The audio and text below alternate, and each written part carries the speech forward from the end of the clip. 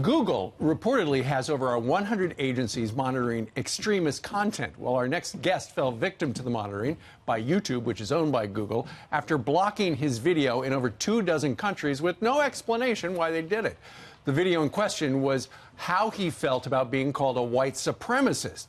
YouTube has since lifted the ban after pushback on social media. So why the ban at all? Well, here now is psychology professor at the University of Toronto, author of 12 Rules for Life, An Antidote to Chaos, Dr. Jordan Peterson. Great to see you again, Dr. Peterson. Very nice to be here. So tell us what happened with this video on YouTube.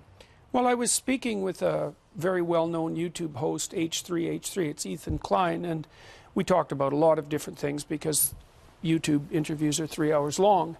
And he cut a piece of it where we discussed accusations that had been leveled at me for being alt-right and far-right and white supremacist, these ridiculous allegations, and put that video up, and it was banned in 24 countries. Now, maybe it was banned because it had the words white supremacist in it, but that's actually quite a problem because perhaps you want discussion of that. So that seems to be what happened. He complained, and they backed down. But, you know, he's got clout because he has 4 million YouTube subscribers, something like that. Yeah. Are you a white supremacist? No. Why do they call you that? Why? Yeah.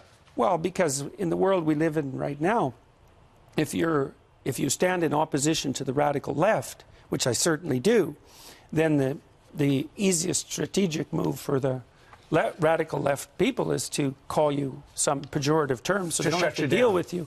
Yes, well, not just to shut you down, but also to damage your reputation, to cause real harm. It's not merely a matter of shutting you down. There's more malevolence to it than that. They want to take you out and they want to silence you. Yeah, and they'd be just as fine, just as good if there was some pain involved during it. Right. Do you how do you feel about some of the blowback that's leveled at you? How do you handle it? Well, I've learned over the last year if you're careful what you say to begin with, and I am very careful with what I say, and then if you're attacked, that you don't back down and you don't apologize, things flip around extremely quickly. And now I'm in a position where if I get attacked, it almost inevitably, fingers crossed, turns out to be of benefit to me. Ultimately, though, the reason we're talking to you about this is apparently that Google has got this secret police of 100 agencies, and we don't know exactly who they are. Right. They don't identify themselves, and they're trying to filter out content. Right. What bothers you most about that? Well, I understand why they have to do it to some degree, because they don't want ISIS promoting their particular brand of pathology. And that's a good thing to take down terrorist videos. It's certainly something that has to be contended with.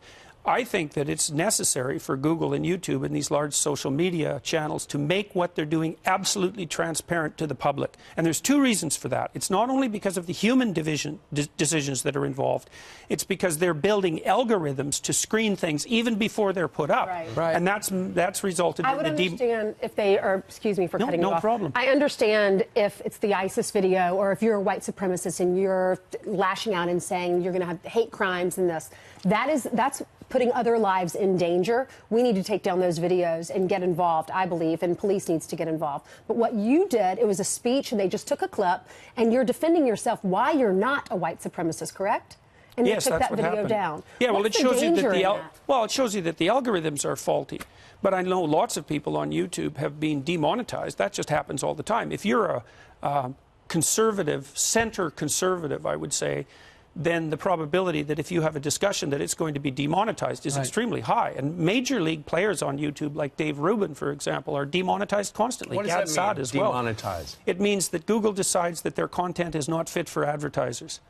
And they seem to do that, I would say, in a very arbitrary way. Now, the issue is that this needs to be made public. We need to evolve mechanisms to determine how shared social media are going to be screened so the real pathological material remains under control, the stuff that violates law. But we need, it can't be done behind closed doors. And look out for Facebook, too. They're right behind. They're trying to correct what they say went wrong in 2016, and many people think that's Donald Trump winning. Right. I want to talk about your book, New 12 Rules for Life, An Antidote to Chaos. What do you mean? You're fighting against chaos in our society?